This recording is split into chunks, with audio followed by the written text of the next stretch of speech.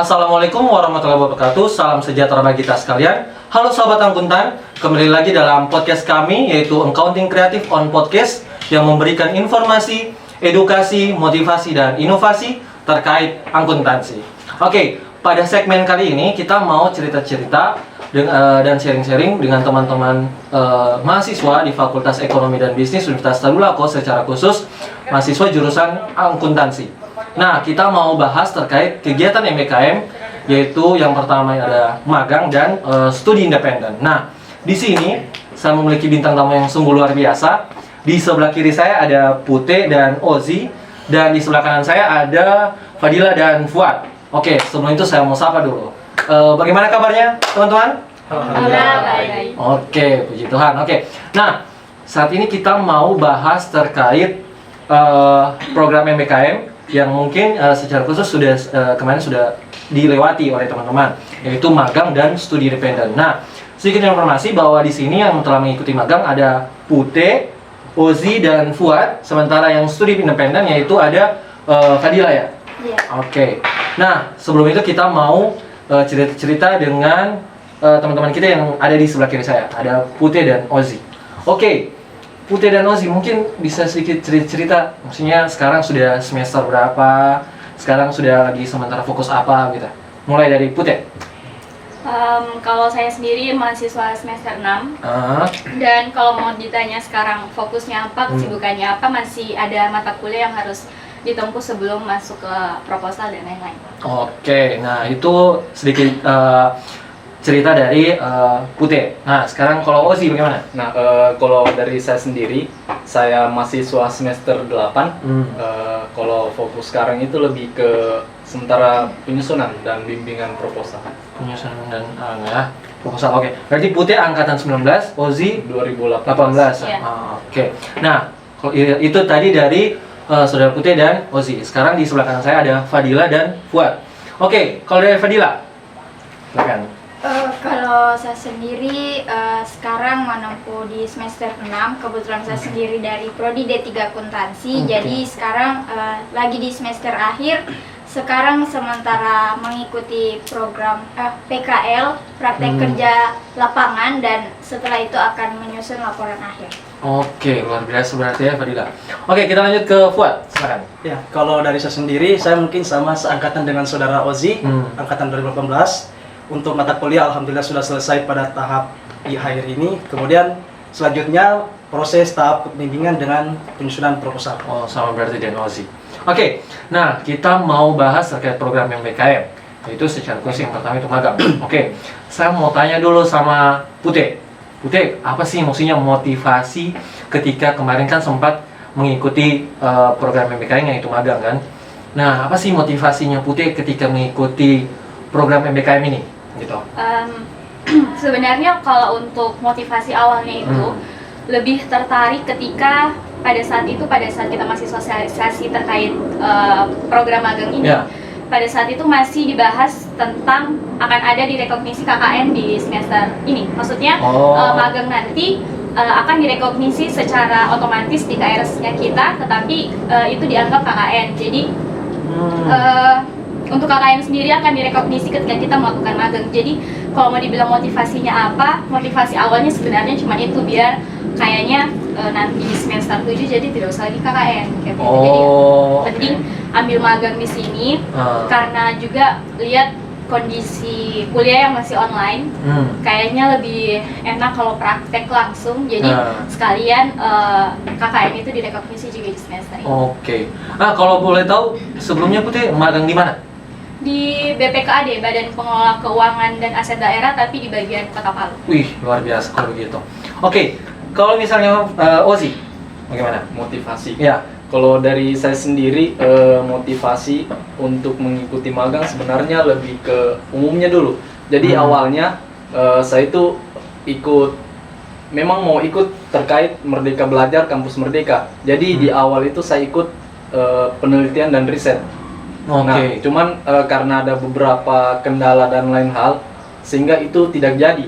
Jadi saya ingin tetap mengikuti program Merdeka Belajar. Jadi ingin merasakan terkait bagaimana sih kalau ikut program dari pemerintah ini yang tidak hanya berkaitan dengan mata kuliah, tapi Oke, kita oke. belajar terkait dinamika bagaimana kesiapan kerja nantinya. Ya. Itu motivasi di awal untuk mengikuti mempersiapkan kerja nantinya. gitu. Oke, itu makanya motivasinya ikut magang ya. Iya. Oke, kalau misalnya dari Fuad, bagaimana? Oke. Kalau dari saya sendiri motivasi untuk mengikuti program dari Merdeka Belajar Kampus Merdeka ini, yang pertama memang untuk coba-coba karena program ini program baru dari Kementerian Pendidikan dan Kebudayaan Riset Teknologi. Kemudian yang kedua sebagai implementasi kita yang telah kita dapat akademiknya di perkuliahan, kemudian diimplementasikan pada dunia usaha ataupun dunia industri sehingga apa yang kita dapatkan di dunia kampus itu bisa dilakukan pada saat dunia kerja juga nanti. Oh, setidaknya kita punya ada bekal gitu ya. Oh, Oke. Seperti itu. Nah, itu tadi dari teman-teman akuntansi yang mungkin sempat belajar di magang. Oke, kalau misalnya Fadila secara khusus ini kan D3, belajar di studi independen. Kalau boleh tahu di mana belajarnya studi independen? Studi independen di PT Microsoft Indonesia dengan nama programnya itu Cloud Fundamental Track. Wih, luar biasa. Oke, sekarang Fadila, apa sih motivasinya kenapa sampai bisa ikut, maksudnya tertarik ikut itu? Mungkin hampir sama kayak Kak Fuad tadi, alasan saya sendiri sebenarnya awalnya cuman coba-coba dan karena saya mencari tahu tentang studi independen ini sebenarnya program seperti apa, ternyata lebih ke kita belajar tentang perusahaan itu dan juga hal-hal yang apa yang dilakukan oleh perusahaan itu seperti itu. Dan kebetulan waktu mendaftar di studi independen ini sama sekali tidak ada tentang akuntansi ataupun keuangan, dan yang ada paling banyak mungkin tentang teknologi, desain dan lain-lain kayak begitu. Jadi mungkin karena untuk mencari pengalaman baru di bidang teknologi sendiri, jadi saya mendaftar di bagian teknologi itu di PT Microsoft Indonesia dan alhamdulillah sudah Luar biasa ya, berarti bukan hal yang menarik ya. Oke, nanti mungkin sebentar kita akan sedikit cerita terkait Fadila ya. Oke, kita lanjut ke topik berikutnya, yaitu sama Putih, teman-teman yang lain. Oke, kalau dari Putih duluan. Putih, apa sih yang menjadi artinya, kan tadi sudah motivasi, sudah ikut. Nah, hal yang didapat gitu ya. Jadi setelah kita ikut kegiatan itu, apa sih yang maksudnya secara pribadi Putih dapat ketika magang? Mungkin kita tahu pasti beda ketika kita masuk di dunia perkuliahan dan ketika kita masuk di dalam dunia pekerjaan, artinya implementasi. Nah, apa sih yang mungkin Putih dapat setelah mengikuti magang? Sebenarnya kalau masalah apa yang didapat setelah magang, memang sangat jauh berbeda antara kehidupan di kuliah dengan juga di pekerjaan. Walaupun sebenarnya di dunia kantor itu sendiri, ketika kita masuk magang di sana, sebenarnya memang kita melihat dunia kerja secara nyata, namun karena kita masih dianggap jadi anak magang di sana, mungkin tidak terlalu spesifik bahwa oh ini dunia kerja yang sesungguhnya. Tetapi kenapa? Karena kita sebagai anak magang ini di sana itu masih disayang-sayang, istilahnya seperti itu, masih disayang-sayang. Belum kayak tekanannya ketika ada di kantor, tekanan ketika mendapat pekerjaan, walaupun itu sebenarnya belum kita dapatkan di sana, belum secara nyata lah istilahnya. Jadi yang masalahnya yang saya dapatkan yaitu perbedaan dari dunia kuliah dan dunia kerja itu sendiri, dan lebih ke praktek sih. Kalau di kuliah kan kita hanya mempelajari teori, tetapi ketika di dunia pekerjaan itu sendiri, oh ternyata yang saya pelajari waktu di kampus itu seperti ini. Oh ternyata prakteknya itu ketika ada di dunia kantor, oh itu ternyata seperti ini gitu. Jadi lebih ke prakteknya sih. Jadi kalau kemarin kita hanya masih angan-angan atau hitung uang yang sebenarnya itu tidak ada, tetapi ketika kita di kantor sendiri maksudnya menghitung secara nyata lah. Setidaknya pernah pegang uang nyata lah. Apa yang kita hitung itu uangnya ada, bukan seperti yang kayak di kampus kemarin yang perusahaannya sendiri belum tentu ada, apalagi uang-uangnya kan kayak gitu sih. Oh berarti pembelajarannya teman-teman, kalau saya boleh tahu artinya, mungkin kasih contoh ke teman-teman lain, ada enggak yang sinya ketika saya kuliah, oh mungkin teori ini dapat gitu ya, ketika prakteknya, oh ternyata begini gitu. Mungkin apakah ada gitu ya, secara khusus akuntansi? Secara khusus akuntansi, kebetulan kemarin saya ditempatkan di bidang akuntansi sendiri di Badan Pengelola Keuangan dan Aset Daerah. Jadi kita mengelola keuangan yang akan alirkan ke OPD itu sendiri. Jadi ketika OPD itu ingin ada pengeluaran, jadi tagihannya itu masuk ke kantornya kita dulu, nanti kita yang cairkan. Jadi semua proses itu kemarin kebetulan alhamdulillah dikasih kepercayaan saya yang pegang untuk register tagihannya. Jadi sebelum meluncur SP2D-nya, jadi itu saya register dulu tagihannya gitu, kayak gitu. Oh oke, berarti setidaknya kita akuntansi pemerintahannya lebih didapatkan ketika magang ini sih, karena kebetulan saya di akun Pemda ya, pemerintah daerah. Oke, betul. Oke, kita lanjut ke Ozi. Nah Ozi, jadi apa sih yang didapat magang? Kalau boleh tahu magang di mana Ozi? Di BPS Donggala, Badan Pusat Statistik Donggala. Jauh sekali itu kelasnya. Jauh. Oke, jadi mungkin bisa cerita terkait apa sih yang didapat di sana gitu, di tempat magang. Sama sih seperti yang Pute bilang, sebenarnya analoginya kayak kalau kuliah ini kita hanya belajar di kolam renang, tapi kalau magang kita sudah belajar di pesisir pantai. Artinya kita tahu kalau pantai itu, laut itu luas dan isinya itu apa-apa saja. Jadi itu yang mendorong kita untuk tahu kesiapan kerja di kemudian hari itu bagaimana. Nah, jadi kalau dari saya sendiri di Badan Pusat Statistik Donggala itu memang sering diolok-olok juga dengan teman-teman. Maksudnya saya di Badan Pusat Statistik, terus akuntansinya di mana? Nah, jadi saya jelaskan kalau saya juga sempat ditempatkan di bagian keuangan.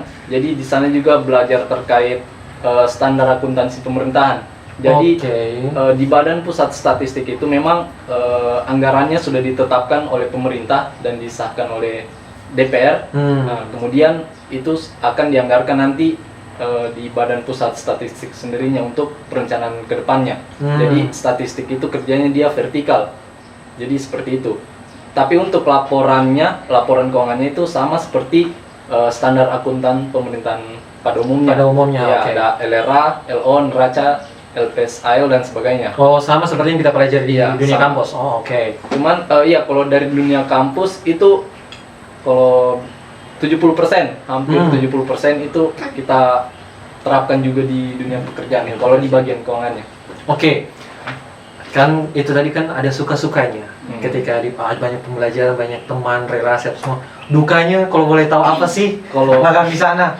Kalau duka sendiri, yang pertama SOP dari BPS itu memang saya akui memang sangat luar biasa, sangat ketat, karena kan ini dia di Donggala, itu 30 km dari Palu. Nah, sehingga saya dari Palu itu kan dia jam masuknya di sana itu 7:30. Jadi jam 6.45 itu sudah harus berangkat dari Palu. Berarti harus bangun pagi-pagi, cepat-cepat. Kalau tidak, dimarah lagi di atas. Betul. Ini tadi sedikit cerita mungkin dari Ozi. Sekarang Fuad. Nah, sekarang kalau betul Fuad magang di mana? Kalau saya magangnya ditempatkan di kantor jasa akuntan Tridea. Kalau boleh tahu itu di mana itu? Kalau kantor jasa akuntan Tridea itu bertempat di Kota Palu, di perumahan Nokilaki, Jalan Soekarno-Hatta. Nah, mungkin langsung saya Fuad. Apa sih yang mungkin sempat didapat? Karena kalau mau dibilang, kalau misalnya di Putih sama Ozi kan di tempatnya kan di pemerintahan. Nah, sekarang ini memang khusus kantor jasa akuntan. Secara spesifik memang biasanya kita sebagai mahasiswa akuntan yang kerja di situ. Nah, mungkin bisa silakan sedikit bagi-bagi cerita. Mengenai dunia kampus dengan tempat saya magang itu, mungkin apa yang didapatkan di kampus itu sudah sangat diterapkan pada saat magang di kantor jasa akuntan. Pada saat pengauditan, mengenai pelajaran sistem informasinya seperti apa, perpajakannya juga seperti apa. Nah, dari segi ini kita bisa bangun relasi dengan masing-masing pemerintah daerah provinsi. Mengapa saya katakan demikian? Karena program-program yang kita jalani di kantor jasa akuntan itu juga sangat bermanfaat sekali bagi mahasiswa-mahasiswa magang yang ditempatkan di tempat tersebut. Pertama, program yang kita jalankan itu, yang pertama itu sistem informasi manajemen persediaan. Nah, di sini kita mendampingi semua OPD yang berada di Provinsi Sulawesi Tengah. Nah, khusus untuk saya mendampingi sistem informasi manajemen persediaan itu pada OPD Dinas Cipta Karya Provinsi Sulawesi Tengah, dan Dinas Perindustrian dan Perdagangan Sulawesi Tengah. Itu yang saya dampingi untuk sistem informasi. Kemudian yang kedua mengenai pembuatan laporan keuangan. Nah, pembuatan laporan keuangan ini kita ambil tahun anggaran 2021 yang dimana terkhusus untuk saya sendiri juga saya membuat laporan keuangan Dinas Cipta Karya Provinsi Sulawesi Tengah. Kemudian yang ketiga mengenai merevisi peraturan daerah Sulawesi Tengah. Nah, itu kita serahkan ke BPKD Sulawesi Tengah juga untuk terkait peraturan daerah mengenai pembuatan atau pengelolaan keuangan daerah khususnya ke Provinsi Sulawesi Tengah itu sendiri. Nah, di sini kita bisa bangun relasi antara pihak mitra kita itu KJA Tridaya dengan masing-masing OPD yang terkait dengan apa yang kita dampingi. Mungkin seperti itu kalau dari saya. Oke, berarti kalau bicara di kajian memang lebih kompleks ya? Ya, lebih kompleks. Apa yang didapatkan di dunia kampus seperti Saudari Putih katakan tadi, teori yang di kampus. Nah, teori yang didapat di kampus itu kita terapkan, kita implementasikan pada saat kita kerja di kantor jasa akuntan Tridaya itu sendiri. Oke, sip. Oke, itu mungkin tadi sedikit dari cerita dari Fuad. Nah, kita lanjut ke Fadila. Nah, bagaimana Fadila pengalaman ketika belajar di PT Microsoft Indonesia? Oke, kalau boleh tahu di mana itu? PT Microsoft Indonesia ini berpusat di Jakarta dan karena pembelajaran studi independen ini keseluruhan itu secara virtual. Pembelajarannya kami melalui Microsoft Learn dan juga Microsoft Teams. Microsoft dan cukup banyak pengalaman dari program ini yang dimana 90% itu tentang teknologi. Jadi kalau mau dibilang apakah bersangkut pautan dan jurusan kami, dan itu mungkin hampir tidak ada karena sama sekali karena keseluruhan semuanya tentang teknologi, mulai dari pembelajaran dari awalnya ada konsep-konsep dari Azure, ada konsep-konsep dari pembelajaran tentang keamanan, tentang jaringan, dan pokoknya cukup banyak. Mungkin untuk bagi anak teknologi itu cukup sangat mungkin bagian dasar yang mereka pelajari setiap hari, tapi untuk kita yang bukan anak IT mungkin itu cukup sulit untuk kita pelajari setiap hari. Oke, berarti salah satu hal yang baru ya, apalagi artinya Fadila kan sudah semester 6 kan. Nah, kemarin mungkin sedikit apa sih maksudnya kesulitan yang dihadapi ketika mempelajari hal itu? Nah, kalau kesulitan sendiri sebenarnya pihak mitranya dari awal sudah bilang kalau pembelajaran ini bisa diikuti oleh seluruh jurusan, untuk semua jurusan, entah jurusan mana saja. Hanya saja ketika pembelajaran dimulai itu mungkin lebih ke mereka yang pengajar itu lebih ke berpusat, maksudnya lebih ke fokus ke orang-orang yang sudah paham, maksudnya mereka sangat membantu orang-orang yang sudah paham akan tentang teknologi yang mereka ajarkan. Tetapi untuk kami yang bagian bukan IT itu sangat sulit karena pembelajaran kesehariannya itu tentang teknologi mungkin tingkat kedua dan ketiga, dan yang dimana kita bahkan tingkat 1 pun masih belum paham seperti itu. Oke. Kalau boleh tahu sih Fadila, ini apa sih maksudnya? Mungkin agak sulit kan mempelajari hal itu. Tapi hal yang menarik Bite, setidaknya karena mungkin adik-adik yang kita ke depan kan ada yang mau ikut magang, ada yang ikut studi secara khusus studi independen. Nah, apa sih hal yang menarik gitu ya? Mungkin ketika mempelajari ikut MBKM ini?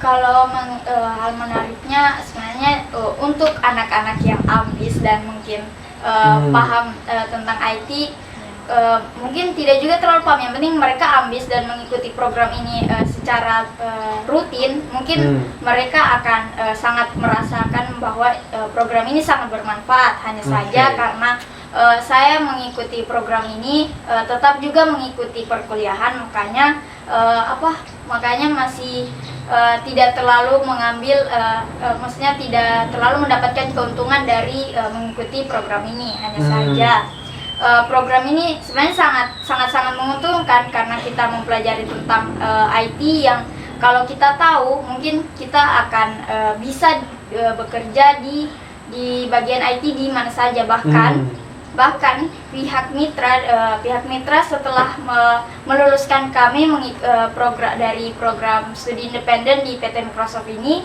pihak mitra mengundang kami untuk mengikuti magang di perusahaan-perusahaan yang mereka inginkan untuk kami bergabung.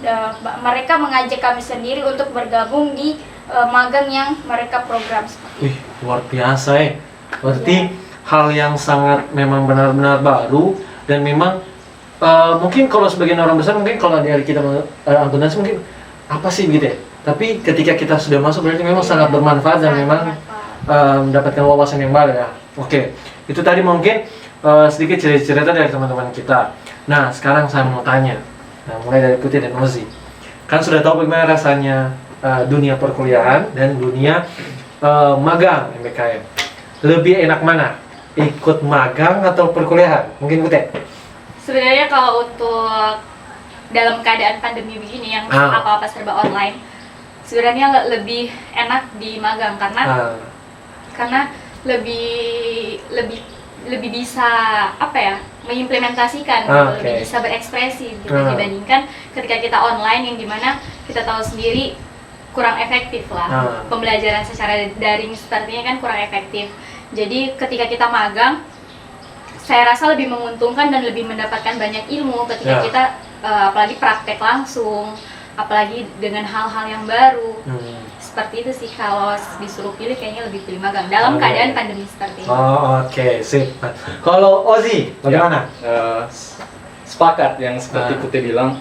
Cuman kalau bukan dalam keadaan pandemi, itu saya memilih 50% kuliah, 50% ke magang. Karena di kuliah juga kita bukan hanya belajar juga, tapi bagaimana dosen ini juga memberikan sesuatu yang memang kita tiru karena dia merupakan seorang pengajar seperti itu. Jadi juga kalau kita magang nantinya, kita sudah siap dengan apa yang ingin dilakukan nantinya, seperti bertanggung jawab dan lain-lain. Oke, mungkin itu. Kalau Fuad, bagaimana? Ya, kalau dari sisi saya sendiri, mungkin saya tidak bisa memilih antara kuliah dengan magang. Ini harus diseimbangkan. Mengapa saya katakan demikian? Tanpa perkuliahan pun kita tidak dapat yang namanya program magang itu sendiri. Itu yang pertama. Yang kedua, teori-teori yang kita dapat di perkuliahan itu belum tentu kita bisa akan implementasikan di dunia pekerjaan, walaupun secara langsung nanti pada saat kita kerja itu sudah mendapatkan teori secara tidak langsung. Nah, tapi kalau menurut saya sama seperti yang teman-teman bilang, bahwa magang itu memang lebih menguntungkan, entah dari segi pengalamannya, pengetahuannya, dan dari segi material yang diberikan dari pekerjaan itu sendiri. Oke. Nah, saya mau tanya sama Fuad, kalau misalnya menurut Fuad sendiri, lebih cocoknya pada semester berapa kita sebenarnya bisa ikut magang? Gitu. Kalau dari pertanyaan seperti ini sulit untuk saya jawab. Mengapa demikian? Karena kalau mau dibilang dari semester awal maupun semester akhir itu bisa mengikuti magang. Tidak ada yang bisa mengatakan bahwa harus semester sekian harus ikut magang. Sebenarnya tidak. Tapi alangkah lebih baiknya kita mendapat teori-teori sebelumnya. Maksudnya sebelum kita masuk ke dunia magang itu, kita sudah dapat bahan apa-apa saja yang harus kita lakukan pada saat nanti kerja. Kalau saya sih minimalnya sih sudah boleh di semester 3. Oke, itu. Nah, Fadila kan tadi sudah ikut studi independen, sudah pernah juga merasakan dunia perkuliahan. Oke, kalau menurut Fadila bagaimana? Kalau saya sendiri, karena di sekarang masa pandemi, studi independen ini yang saya ikuti itu semuanya secara virtual dan sama sekali tidak ada kegiatan offline-nya, sehingga menurut saya sama saja, kecuali kalau mau dibilang dengan magang. Jadi bedakan dengan magang. Kan kalau magang kita bekerja secara langsung, melakukan apa-apa saja secara langsung. Hanya saja kalau yang studi independen ini kita melakukannya secara virtual, yang lebih tepatnya yang saya programkan, yang saya ikuti.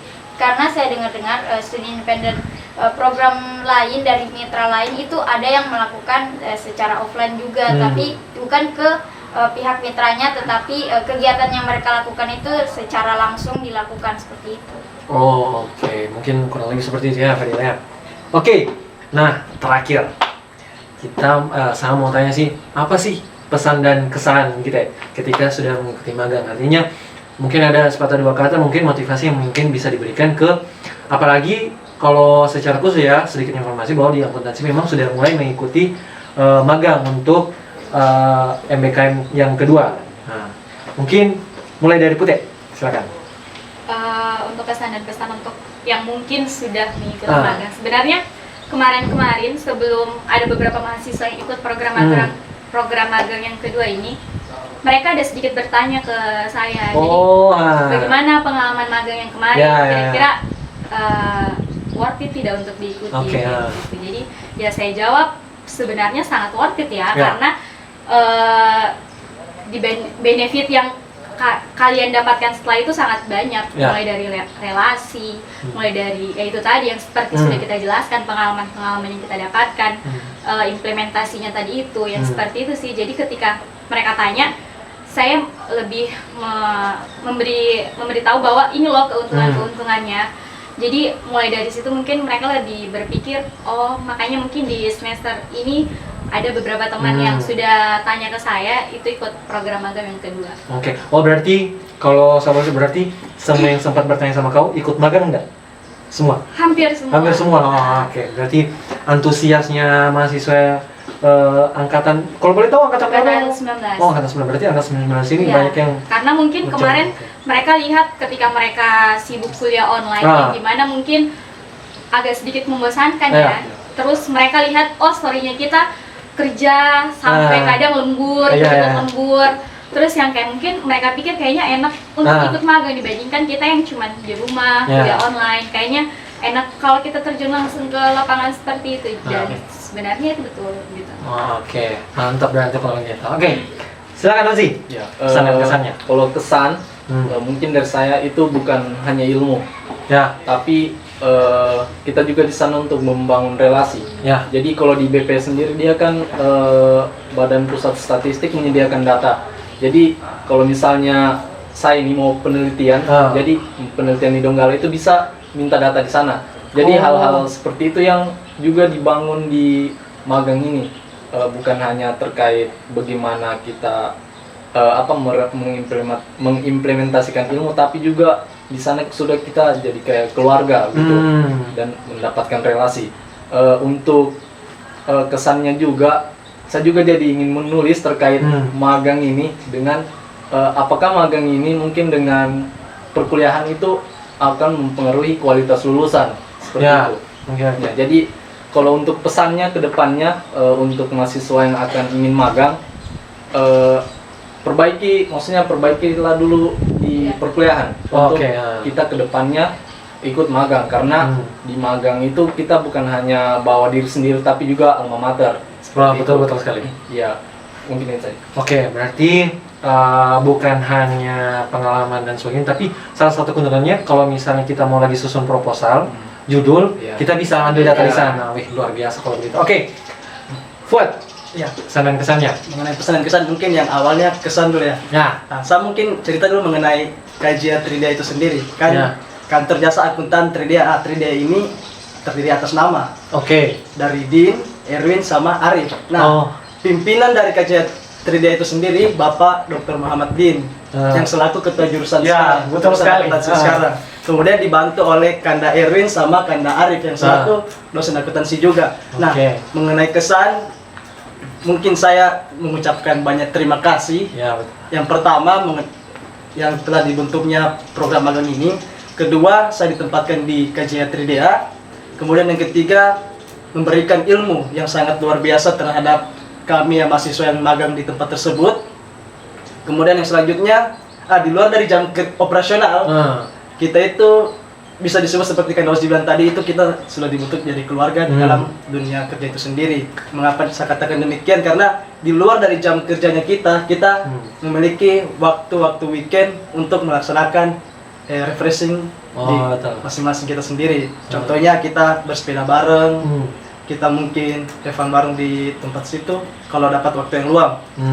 Nah, kemudian mengenai pesan, mungkin pesan-pesan saya untuk mahasiswa-mahasiswa yang akan ikut program magang ini, agar lebih jaga attitude-nya kalian, agar tidak dinilai atau tidak dijudge jelek oleh mitra yang akan bermitra dengan program Merdeka Belajar Kampus Merdeka itu sendiri. Oke. Kemudian kesan saya lagi mungkin satu, kita juga yang ikut magang itu bisa saja mendapat peluang untuk kerja di tempat tersebut. Iya. Oke. Nah, itu salah satu peluang yang benefit. sangat luar biasa. Nah, itu kalau mungkin dari saya. Oke, kalau tadi Fuad berterima kasih sama mitranya. Sekarang sama tanya, Putih dan Ngozi mau ucapkan terima kasih sama mitranya ini. Oke, silakan mungkin. Tetap juga terima kasih kepada sebenarnya pihak kampus pertama Ya, betul. karena sudah memberikan kesempatan kita, memberikan wadah kita, ruang kita biar bisa terjun langsung ke lapangan untuk merasakan dunia kerja itu seperti apa. Dan yang kedua kepada pihak kantornya sendiri, pada Badan Pengelola Keuangan dan Aset Daerah Kota Palu, yang dimana sebenarnya sama sih kayak Ozi, Fuad tadi. Kita itu sebenarnya seperti keluarga di sana. Jadi saya tuh di sana kayak dianggap anak karena mungkin mereka merasa karena di sana itu banyak yang ibu-ibu, jadi merasa kayak diemong gitu, sama ibu begitu. Dan sisa-sisanya itu kan kakak-kakak yang dalam artian tidak jauh beda umurnya dengan saya. Jadi merasa kayak di sana itu punya kakak, punya ibu. Jadi seperti keluarga di sana. Jadi terima kasih karena sudah diberikan kesempatan juga untuk magang di sana. Dan terima kasih juga kemarin sebenarnya sudah sempat ditawarkan untuk honorer di sana, cuman masih belum ada kesempatan untuk pembukaan honorer ceritanya. Jadi dibilang katanya kalau nanti memang ada akan dikomunikasikan kembali. Oke, mantap kalau gitu. Oke, kalau Ozi? Ya, saya juga ingin sebelumnya berterima kasih karena saya juga ini magang memang pesertanya akhir-akhir. Saya buat, kalau tidak salah saya buat Cinda Fatia, karena memang kuota magang pada saat itu sudah sisa kita terbatas. Ya, sangat terbatas. Jadi sisa kita. Jadi yang pertama saya ingin berterima kasih ke pihak kampus, Kaprodi sebelumnya Ibu Nina Yusmita Yamin. Jadi terima kasih Bu untuk pengalaman ini karena telah memasukkan kita di program magang. Kemudian yang kedua ada dinamika selanjutnya itu sebelumnya saya kan di KJA Tridea juga, cuman karena ada beberapa situasi dan lain hal sehingga menempatkan diri di Badan Pusat Statistik, dan alhamdulillah disetujui juga oleh Bapak Dr. Muhammadin. Terima kasih juga Bapak. Ya mungkin dengan saya juga berterima kasih untuk pihak mitra telah bekerja sama dengan jurusan akuntansi untuk kita bisa magang di sana, karena memang di sana seperti yang saya bilang sebelumnya itu sudah seperti keluarga. Seperti itu. Dan sebenarnya besar harapannya kita semoga mitra-mitra yang sudah bekerja sama dengan jurusan untuk tetap kerja sama. Amin. Ya, betul. Oke, terakhir silakan Fadila. Pesan dan kesannya.